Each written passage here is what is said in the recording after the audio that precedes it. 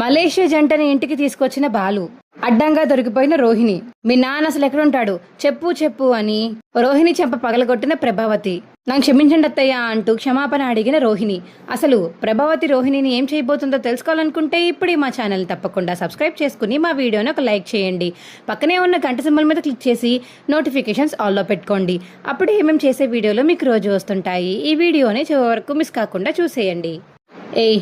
ఏంటే ఏం చేస్తున్నావే అని అప్పుడే ఇక ప్రభావతి వచ్చి మీనాని అడుగుతుంటే, అత్తయ్య రవి ఏం చేస్తాడో తెలుసా అత్తయ్య మీకు అని శృతి అడుగుతుంటే, రవి గురించి ఎందుకు ఇప్పుడు నేను దీన్ని అడుగుతుంటే కదత్తయ్య, మరి మీనా కూరగాయలకు వస్తుంటే ఏం చేస్తున్నావే అని అడుగుతారేంటి బుద్ధి లేకుండా? మీకేమన్నా కళ్ళు కనిపించట్లేదా? లేకపోతే కంటి హాస్పిటల్కి తీసుకెళ్ళమంటారా చెప్పండి, నేను రవితో మాట్లాడి స్పెషల్ అపాయింట్మెంట్ తీసుకుంటాను మీకోసం అని శృతి ఇక ప్రభావతిని అంటుంటే, ఏ శృతి ఏంటి మాటలు అని ఇక మీనా అంటుంది. లేకపోతే ఏంటి మీనా, నువ్వు కూరగాయలు కట్ చేస్తున్నావని నాకు కాదు కదా చిన్న పిల్లలకు కూడా తెలిసిపోతుంది. అలాంటిది వచ్చి ఏం చేస్తున్నావే అని అడుగుతారేంటి అత్తయ్య, నాకు తెలియక అడుగుతాను అని శృతి అంటుంటే, అబ్బా మీతో వాదించడానికి నేను రాలేదు, బాగానే వెనకేసుకు వస్తున్నావు మీ అక్కని. చెప్పాను కదా నేను తనకి దూరంగా ఉండమని, ఎందుకని అంత క్లోజ్గా ఉంటారు మీ ఇద్దరు అని ప్రభావతి అంటుంటే, అదేంటంటే ఇది మరీ బాగుంది, క్లోజ్గా ఉండకుండా ఏం చేయమంటారు, మేమిద్దరం బెస్ట్ ఫ్రెండ్స్లా ఉంటాము, తను నా తోటి కోడలు కాబట్టి సిస్టర్స్లో ఉందామని మేము ఉంటున్నాము. కానీ మీరేంటి వ్యతిరేకంగా కోరుకుంటారు, ఎప్పుడు మేము గొడవ పడాలని విడిపోవాలని మీరు కోరుకుంటారేంటి? మేమిద్దరం ఎప్పుడు కలిసి ఉండాలని చెప్పేసి ఇంట్లో వాళ్ళందరూ కోరుకుంటారు. ఎవరైనా సరే ఈ కుటుంబం అనే కాదు, ఏ కుటుంబం అయినా అందరూ కలవాలి, కలిసి ఉండాలి, హ్యాపీగా ఉండాలని కోరుకుంటారు. ఒక్క మీరు తప్ప. మీనాని మాత్రం అసలు నా దగ్గరికి కూడా రానివ్వరు. మీనా డబ్బులేందనా, నేను డబ్బు నా అమ్మాయినానా, ఏదైతే ఏముంది అందరం మీ ఇంట్లోనే కదా చేరాము. అయినా ఇంకొకసారి మీనని నన్ను విడదీయడానికి చూడకండి, తను నాకు బ్లడ్ సిస్టర్ లాగా, తను చాలా మంచిది, తను నాకు సొంత అక్కలాగా అని చెప్పేసి ఇక శృతి అంటుంటే, నేనేమి మిమ్మల్ని విడదీయడానికి ఏమి రాలేదు, కానీ ఓయ్ ఏడి మీ మొగుడు ఎక్కడికి వెళ్ళిపోయాడు అని చెప్పేసి ఇక ప్రభావతి అంటుంటే, ఇప్పుడు ఆయనతో మీకేం పని ఉండత్తయ్యా అని చెప్పేసి ఇక మీనా అడుగుతుంది. ఏమో ఓ పొలం నిన్ను కూరగాయలు కోసేస్తుంటేనో మన ఇంటికి ఎవరు వచ్చేస్తున్నారా అని మీ ఆయన ఎవరన్నా తీసుకొస్తున్నాడా అని భయం వేసి అడిగానులే అని ప్రభావతి అంటుంటే, అవునత్తయ్య తీసుకొస్తున్నారంట, ఎవరో ఇలాగా కార్లో ట్రిప్లో తగిలారంట, చాలా దూరం నుంచి వచ్చారంట, వాళ్ళ కోసం స్పెషల్గా వంట చేయమని మన ఇంట్లో వాళ్ళకి భోజనం పెడదామని ఆయన చెప్పారు అత్తయ్య అని ఇక మీనా అంటుంటే, దారిన పోనే దానయ్యలకి, మీ చుట్టాలకి, అడుక్కు తినే వాళ్ళకి, ఇంకా అందరికీ మన ఇంట్లో ఉన్న తిండి తేరగా వస్తుందని అందరూ మన ఇంట్లో తినడమా? అయినా వాడి కారు కస్టమర్స్ అయితే ఎక్కడో చోట హోటల్ దగ్గర ఆపి వాడు అక్కడ తినేయమని చెప్పడం మానేసి ఇంటికి తీసుకొస్తాను, ఇంట్లో ఫుడ్ పెడతాను అండమేంటి? వాడికి బుద్ధి లేదు, సరే నీకన్నా ఉండాలి కదా, దారిలో వెళ్ళే వాళ్ళందరినీ తీసుకొచ్చి ఇంట్లో ఫుడ్ పెట్టిస్తారా? అసలు ఏం చేస్తున్నావు మీనా నువ్వు, అసలు నాకు అర్థం కాక అడుగుతున్నాను అని ఇక ప్రభావతి అంటుంటే, ఆంటీ ఒక ఇద్దరికి భోజనం పెడితే మీ ఆస్తి ఏమీ కరిగిపోతులే, అయినా మీరేమో పెద్ద సంపాదించేస్తున్నట్టు ఎందుకంత హుషారుగా ఫీల్ అయిపోతున్నారు, బాధపడిపోతున్నారు? మీ డబ్బులేమీ ఖర్చు పెట్టట్లేదు కదా, బాలు మీనా కష్టమైన సంపాదనే కదా, వాళ్ళు కూరగాయలు కొన్నా, ఇంట్లో సామాన్లు కొన్నా, ఇక మీకేమైంది? అప్పుడప్పుడు మేము కూడా ఇస్తున్నాము, ఇక మీరు ఏమన్నా ఇస్తున్నారో చూపించండి, దాన్ని బట్టి మేము కూడా సెట్ చేసుకుంటాం, మీరు ఇస్తుంటే మీరు ఎంత అమౌంట్ అయితే అయిపోతుందో ఆ రివర్స్లో అమౌంట్ మీకు ఇచ్చేస్తాంలే అత్తయ్య అని చెప్పేసి ఇక మీనా మరియు శృతి అయితే ప్రభావతికి ఎదురు చెప్తారు. ఇద్దరు కలిసిపోయి నన్నే ఆడేసుకుంటారా ఛీ అని చెప్పేసి ఇక పక్కకి వచ్చేస్తుంది ప్రభావతి. ఏ ప్రభా ఏమైంది, ముఖం అలా వంకరగా పెట్టావు అని సత్యం అడుగుతుంటే, ఇంకేం అవ్వాలండి, చూడండి మీ కొడుకున్నాడు కదా, ట్రిప్కి వచ్చిన కస్టమర్స్ని కూడా ఇంటికి వచ్చి భోజనం పెట్టేలా చేస్తున్నాడు, వాడు ట్రిప్లో డబ్బులు మిగిల్చుకోవాలని చెప్పేసి మన ఇంట్లో అన్నం పెడదామని చూస్తున్నాడు అని ప్రభావతి ఏంటంటే, అంత చీప్ క్యారెక్టర్ మా ఆయనదేమీ కాదత్తయ్య, మీరేమీ మా ఆయన్ని తీసి పాడేయాల్సిన అవసరం ఏమీ లేదు, ఆయన చాలా మంచివారు, ఆయనకి ₹1 వస్తుందన్నా సరే తప్పు చేయరు, ఆయన ఎప్పుడు ఒప్పుగానే చేస్తారు, ₹100 పోయినా పర్వాలేదు, ఆయన కరెక్ట్గానే ఉంటారు, ఆయన గురించి మీకు బాగా తెలుసు కదా, ఆయన ఎక్కడ అబద్ధాలు ఆడరని, ఎవరిని మోసం చేయరని నాకంటే బాగా మీ ఇంట్లో చిన్నప్పటి నుంచి పెరిగిన మీకే తెలియాలి ఆయన గురించి అని ఇక మీనా అంటుంటే, అబ్బా కరెక్ట్గా చెప్పావమ్మ మీనా, ఆయన ఏంటి ప్రభా, ఇద్దరికి అన్నం పెడితే ఏమన్నా కరిగిపోతావా ఏంటి, ఉన్న ఆస్తి అంతా పోతుందా ఏంటి, నాకు అర్థం కాదు అని చెప్పేసి ఇక సత్యం అంటుంటే, ఎగ్జాక్ట్లీ అంకుల్ నేను కూడా అదే అన్నాను, అన్నం పెట్టడానికి ఏంటో ఆంటీకి ముందుకు రాదు, మీనా వాళ్ళు చుట్టాలు కానీ బాలు పిలిచిన వాళ్ళు ఎవరైనా వస్తే మాత్రం ఆంటీకి ముందే గిట్టదు, ఇక దొరికిందే ఛాన్స్ అని ఆడేసుకుంటారు, పాపం వాళ్ళ సైడ్ నుంచి ఎవరన్నా వస్తే మాత్రం చాలు ఇంత వండి పెడతారు, ఏంటో ఆంటీ అని ఇక శృతి అంటుంటే, ఏదో ఒకటి చేసుకోండి నాకెందుకు అనే కోపంతో పైకైతే వెళ్ళిపోతుంది ప్రభావతి. మావయ్య, ఏంటి మావయ్య ఇది? మళ్ళీ ఆ కస్టమర్స్ ఇంటికి వచ్చాక అత్తయ్య వాళ్ళ మీద ఎగిరెగిరి పడితే అప్పుడు ఏంటి పరిస్థితి? అప్పుడు మా ఆయన పరువు పోతుంది, నా పరువు పోతుంది కదా మావయ్య అనిక మీనా అంటుంటే, మీ అత్తయ్య అలా చేయకుండా నేను చూసుకుంటాను కదమ్మా. ఏమైనా మాట్లాడితే అక్కడికక్కడే కోటింగ్ ఇచ్చేస్తాను, దెబ్బకి సైలెంట్ అయిపోతుంది. లేకపోతే వాళ్ళు రాకముందే నేను రూమ్లోకి వెళ్ళి క్లాస్ పీకుతాను, సరేనా? నువ్వేం బాధపడకు. మీ ఆయన గౌరవాన్ని ఏమాత్రం కూడా తగ్గించకుండా నేను చూసుకుంటాను కదా అని సత్యం చెప్పడంతో, సరే మావయ్య థ్యాంక్స్ అని మీనా అంటుంది. ఇక సత్యం అయితే రూమ్లోకి వెళ్ళి, ఏ ప్రభా, బాలుగాడు కస్టమర్స్ని ఇంటికి తీసుకొస్తాడు. ఒక పూట భోజనానికి నువ్వు కానీ రాదంతం చేసి గోల చేసావంటే మాత్రం నీకు చెప్తున్నాను చూడు, వాళ్ళ ముందుని చెంప పగలగొడతాను. అప్పుడు కానీ నీకు బుద్ధి రాదు. బాలుగాడిని ఎలాగైనా సరే అందరి ముందు తక్కువ చేయాలని మాట్లాడావంటే మాత్రం చెప్తున్నాను కదా, చెప్పిందే మళ్ళీ నిజంగా చేసి చూపిస్తాను. అర్థమైందా? కిందకు వస్తున్నావు, వాళ్ళతో నీట్గా మాట్లాడుతున్నావు, వాళ్ళు గౌరవంగా మాట్లాడుతున్నావు, అంతే. ఇంకంతకు మించి రెండు టాపిక్ లేనే లేదు అని చెప్పేసి ఇక సత్యం చెప్పడంతో, సరే అలాగే అని చెప్పేసి ఇక ప్రభావతి అంటుంది.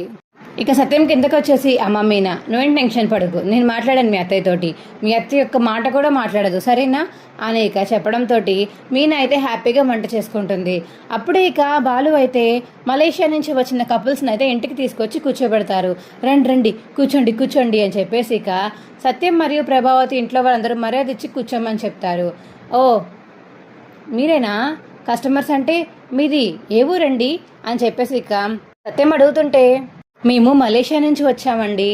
ఓహో, మలేషియా నుంచి వచ్చారా అని అప్పుడే ఇక ప్రభావతి ముఖం అయితే ఇక ఆనందంతో వెలిగిపోతూ ఉంటుంది.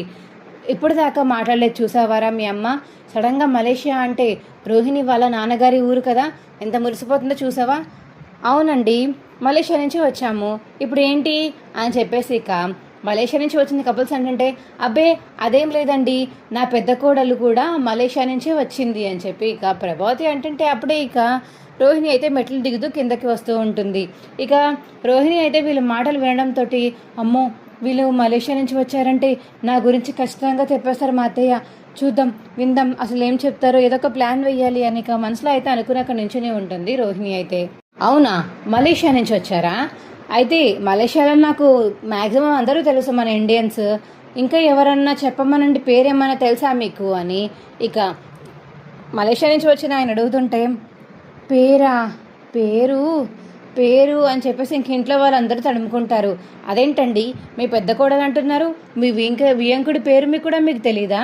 అలా ఎలా పెళ్లి చేసుకున్నారు, అలా ఎలా పెళ్లి సంబంధం కురిచారు అసలు మీ అబ్బాయికి అని మలేషియా నుంచి వచ్చిన ఆయన ఏంటంటే, అంతేలేండి మా వాళ్ళు ఆ ఆస్తిపాస్తులు ఉన్నాయని మా అమ్మ చేసేసిందిలే, ఇంకా అంతకు మించి ఇంకేం లేదు, అందుకే పేరు ఊరు కానీ ఆ మనిషిని కానీ ఎప్పుడు చూడలేదు, అందుకే మీరు మలేషియా నుంచి వచ్చారంటే మా అమ్మ చాలా ఆనందపడిపోయి ఉత్సాహపడిపోతుంది అనిక బాలు అంటుంటే, ఊరుకోరా అని ప్రభావతి అంటుంది.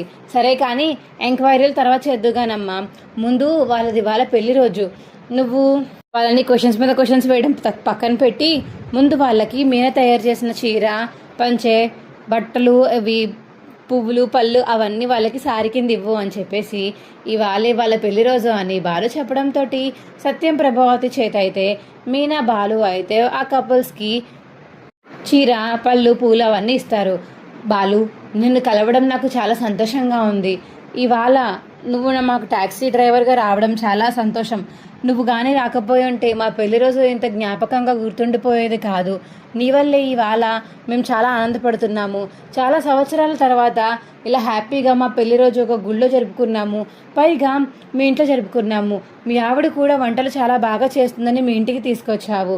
ఇక నీలాంటి వాడు కొడుగ్గా పుట్టాలని వచ్చే జన్మలో మనస్ఫూర్తిగా కోరుకుంటున్నాను, నా కడుపున పుట్టాలని కోరుకుంటున్నాను బాలు అని చెప్పేసి ఇక మలేషియా నుంచి వచ్చిన కపుల్స్ అంటుంటే, అయ్యో మరేం పర్వాలేదండి, మీరు మలేషియాలో ఉండి అక్కడ పెద్ద ఇండియన్స్ ఉండరు కాబట్టి మీకు కూడా ఏదోలా ఉంటుంది కదా, ఇక్కడికి వచ్చారు కాబట్టి ఈ సాంప్రదాయాలు అవన్నీ మళ్ళీ గుర్తు చేద్దామని ఇలా చేశామంతే, పదండి భోంచేద్దాము అని ఇక బాలు అంటుంటే, ఉండండిరా కాసేపు కూర్చొనివ్వండి అని ప్రభావతి అంటుంది. అవును బాలు, నాకు కూడా ఆకలిగా ఏం లేదు, ఇప్పటిదాకా కూర్చునే ఉన్నాం కదా. సరే మీ పెద్ద గొడవ గురించి మాట్లాడుతున్నారు కదా, చెప్పండి అని ఇక మలేషియా నుంచి వచ్చిన వాళ్ళు అంటుంటే, అదేనండి మలేషియాలో వాళ్ళ నాన్నగారికి చాలా పెద్ద పెద్ద కంపెనీలు ఉన్నాయి. కంపెనీ పేరు కానీ వాళ్ళ పేరు కానీ తెలియదు, కానీ ఆ అమ్మాయి ఇక్కడే ఉంది, తీసుకురమ్మంటారా అని చెప్పేసి ఇక ప్రభావతి అడుగుతుంటే తీసుకురండి అని ఇక ఆ కపుల్స్ చెప్తారు. రోహిణి ఆ మాటలు విని పరిగెత్తుకుంటూ లోపలికి రూమ్లోకి అయితే వెళ్ళిపోయి, అమ్మో ఇవాళ నా మలేషియా నాటకం మొత్తం బయటపడిపోయినట్టేనా అని చెప్పేసి ఇక మనసులో అయితే అనుకుంటుంది రోహిణి. ఉండండి ఇప్పుడే తీసుకొస్తాను అని ఇక ప్రభావతి అయితే రోహిణి రోహిణి అంటూ పైకైతే వెళ్తుంది. అత్తయ్య వస్తున్నాను అత్తయ్య అని చెప్పేసి ఇక రోహిణి అంటుంటే, రా అమ్మా బేగా రా, కింద మలేషియా నుంచి కపుల్స్ వచ్చారు, వాళ్ళ కోసం నువ్వు తెలియాలంట, నువ్వు ఎక్కడి నుంచి వచ్చావో ఏంటో, మీ నాన్నగారి పేరు, మీ నాన్నగారు ఏ ఉద్యోగం చేస్తారో అది రెండూ కలిపి చెప్తే మీ నాన్నగారి గురించి తెలుసుకోవచ్చు. నువ్వు కూడా మలేషియా వెళ్ళి చాలా సంవత్సరాలు అయిపోయింది అంటున్నావు కదా, మీ నాన్నగారు అసలు ఎలా ఉన్నారో, మీ నాన్నగారి కంపెనీలు ఎలా ఉన్నారో తెలుసుకోవచ్చు, తలుపు తీయమ్మా రోహిణి అని ఇక ప్రభావతి అంటుంటే, వస్తున్నాను అత్తయ్య అని చెప్పేసి ఇక తలుపు తీసి బయటికి వస్తుంది రోహిణి. అబ్బాయి ఏం చెప్పాలి ఇప్పుడు, ఏం చెప్పాలి అని ఇక మనసులో అయితే చాలా కంగారు పడిపోతుంది రోహిణి. సరే పదండి అత్తయ్య అని ఇక మెల్లగా కిందకైతే వస్తుంది. ప్రభావతి ముందే కిందకి వచ్చేసి ఇక వాళ్ళ దగ్గర అయితే నించుంటుంది. ఇంకోండి తినే మా కోడలు, తినే మా పెద్ద కోడలు మలేషియా నుంచి వచ్చింది అని చెప్పేసి ఇక ప్రభావతి అంటుంటే, ఓహో నువ్వేనా అమ్మా, నీ పేరేంటి? నా పేరు రోహిణి అండి. మరి మీ నాన్నగారు ఏ కంపెనీలో వర్క్ చేస్తారు, ఎక్కడుంటారు, ఏమేం కంపెనీ పేరేంటి, మీ నాన్నగారి పేరు చెప్పు, డబ్బున్న వాళ్ళు అంటున్నారు, ఎంత డబ్బులు ఉన్నాయంటే మీకు అని ఇక మలేషియా నుంచి వచ్చిన కపుల్స్ అడుగుతుంటే, మాకు ఒక 300 కోట్లు అలా ఉంటాయండి అని చెప్పేసి ఇక రోహిణి అంటుంది. ఏంటి 300 కోట్ల? అవును. ఓహో మాకన్నా బాగా డబ్బున్న వ్యక్తి అనమాట, అయితే నాకు ముందే తెలుస్తుంది, నేను ఈ ఫీల్డ్లో బాగున్నాను. అసలు ఏ ఫీల్డ్లో ఉంటారు నాకు చెప్పు, బిజినెస్ ఫీల్డ్ అయితే నాకు బాగా తెలుసు అనేక మలేషియా కపుల్స్ మాకు క్వశ్చన్స్ మీద క్వశ్చన్స్ వేస్తుంటే, అమ్మో ఈయన ఇలా అడిగేస్తున్నాడు, ఏమని చెప్పాలి అనేక ఏదో దొరికిన పేరు చెప్పేసి ఇక దొరికిన కంపెనీ పేరు చెప్పేస్తుంది రోహిణి అయితే.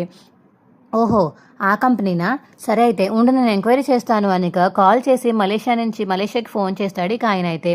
ఫోన్ చేయడంతో, సార్ అది వేరే వాళ్ళ పేరు మీద ఉంది సార్, వాళ్ళు కాదు వీళ్ళు కాదు అని మొత్తం ఎంక్వైరీ చేసేసరికి ఇక రోహిణి వాళ్ళ నాన్న కంపెనీ లేదని, అసలు ఆ మనిషితో పేరే లేడని, అసలు రోహిణి ఫోటో చూపించడంతో ఇక అసలు ఆ మనిషి లేదని చెప్పేసి ఇక ఎంక్వైరీలో తెలుస్తుంది. అదేంటండి మా వాళ్ళని కనుక్కుంటే అసలు ఆ పేరుతో కంపెనీయే లేదంట, అసలు ఆ పేరుతో మనిషే లేడంట, ఏంటి ఏం చెప్తుంది రోహిణి, నిజంగానే మలేషియా నుంచి వచ్చావా అమ్మ నువ్వు అనేక మలేషియా నుంచి వచ్చిన కపుల్స్ అడుగుతుంటే, నిజంగానే వచ్చానండి, మా నాన్నగారు అక్కడే ఉంటారు, మా నాన్నగారు అక్కడ లేకపోతే నేను అసలు ఇక్కడ ఎలా ఉంటాననుకుంటున్నారు మీరు, మా నాన్నగారి పేరు ఎందుకు చెప్తాను మీకు, మా నాన్నగారి పేరు అదే, మా నాన్న కంపెనీ కూడా అదే, మీకు తెలియదేమో, మీకు ఆ ఫీల్డ్లో లేరేమో అని రోహిణి అయితే ఎలాగోలా కవర్ చేస్తుంది.